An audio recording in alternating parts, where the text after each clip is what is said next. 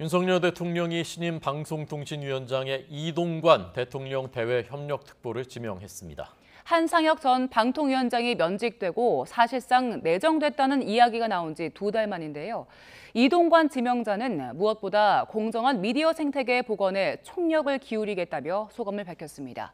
취재 기자 연결합니다. 박소정 기자.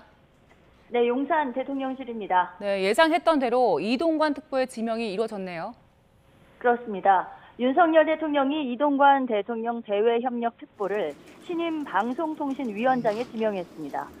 김대기 비서실장은 오늘 오전 브리핑에서 이동관 지명자가 언론계 중진이자 이명박 정부의 청와대 대변인, 홍보수석 등을 역임한 인물로 방통위원장으로서 적임자라고 설명했는데요. 직접 들어보겠습니다.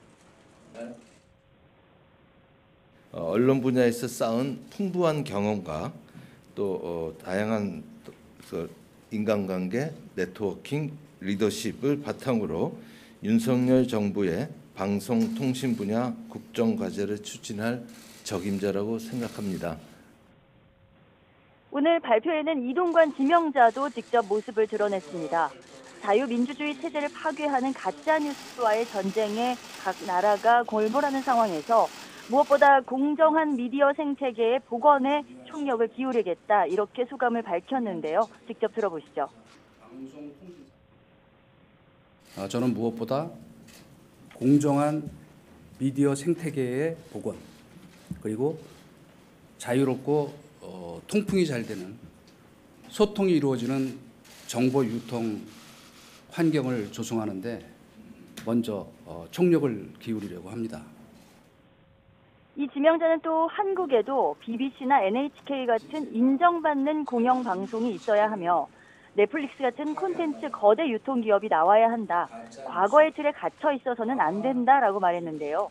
윤석열 정부의 언론, 특히 방송에 대한 이른바 손질 작업에 더욱 박차를 가할 것이라는 해석이 나옵니다. 이동관 지명자는 앞서 한상혁 전 방송통신위원장이 면직됐던 지난 5월 말부터 내정됐다는 이야기가 나왔죠. 대통령실은 그동안 수해 등 여러 현안이 잇따르자 지명 시기를 저울질하며 미룬 것으로 전해왔는데요. 현재 공석인 방통위원장 직무대행을 맡고 있는 김효재 부위원장의 임기가 8월 23일까지인 만큼 그 사이 인사청문회까지 일정을 마치려면 이번 주가 지명 시점의 마지노선이라는 분석이 있었습니다. 대통령실은 이 지명자를 둘러싼 아들의 학교 폭력 논란도 이제는 어느 정도 일단락됐다고 판단한 것으로 알려졌습니다. 네, 여야 반응은 어떻습니까? 네, 국민의힘은 이동관 특보 지명이 온전한 국민의 방송을 위한 첫걸음이라면서 지난 정권에서 편향과 불공정으로 일관하며 국민의 외면을 자초했던 방송을 정상화할 것이다, 이렇게 높이 평가했습니다. 또 그동안 민주당이 지명도 안 된 상태에서 이 특보에 대해 억측과 비난, 정치 공세로 일관해왔다면서 오늘도 국민이 부여한 신성한 인사권을 비아냥대고 있다고 비난했습니다.